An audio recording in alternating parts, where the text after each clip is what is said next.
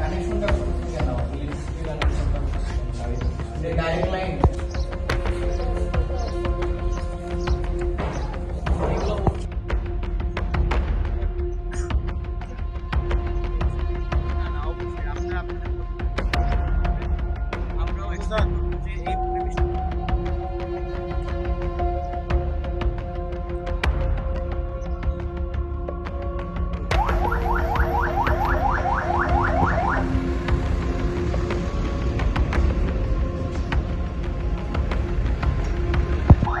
নাইম, কি অবস্থা?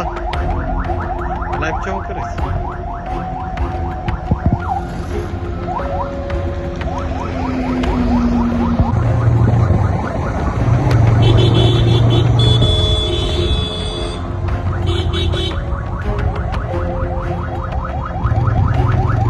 আমি লেফটেন্যান্ট কমান্ডার নাফিস, গাজীপুর র্যাব ক্যাম্পের ক্যাম্প কমান্ডার।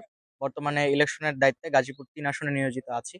আজকে যেহেতু ইলেকশন আসন্ন, আগামীকালকে ইলেকশন, এই উপলক্ষে র্যাপিড অ্যাকশন ব্যাটালিয়ন ১ গাজীপুর ক্যাম্পের পক্ষ থেকে আমরা আজকে একটি যৌথ মহড়া, পেট্রোল এবং বিভিন্ন ভোট কেন্দ্র পরিদর্শন করেছি। সাধারণ মানুষজনের সাথেও কথা বলেছি।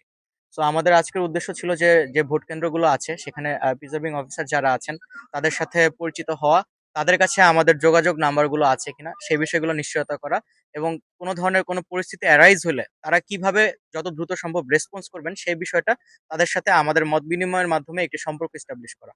এই উদ্দেশ্যগুলো ছিল আজকে আমাদের এই মানে পরিচালনার উদ্দেশ্য আর কি। সাংবাদিকদের ক্ষেত্রে আপনার নির্দেশনা কি? জি, ড্রোনের বিষয়ে বা কারা কেন্দ্রের ভিতরে ঢুকতে পারবে বা কেন্দ্রে ঢোকার পর আপনারা তাদের প্রতি কি জি, নির্দেশ এই বিষয়গুলো হচ্ছে আমাদের ডিসি অফিস থেকে অলরেডি সার্কুলার দেওয়া হয়েছে, এবং জনস্বার্থে এই নির্বাচন উপলক্ষে এই প্রচারণাগুলো প্রচার করা হয়েছে। তবে ড্রোন উড্ডয়নের বিষয়ে আমাদের বিধিনিষেধ আছে। এটা শুধুমাত্র প্রশাসন উড্ডয়ন করতে পারবে এবং অন্যান্য কেউ উড্ডয়ন করতে পারবে না। সেই ক্ষেত্রে ড্রোনগুলো ক্যাপচার করা হবে।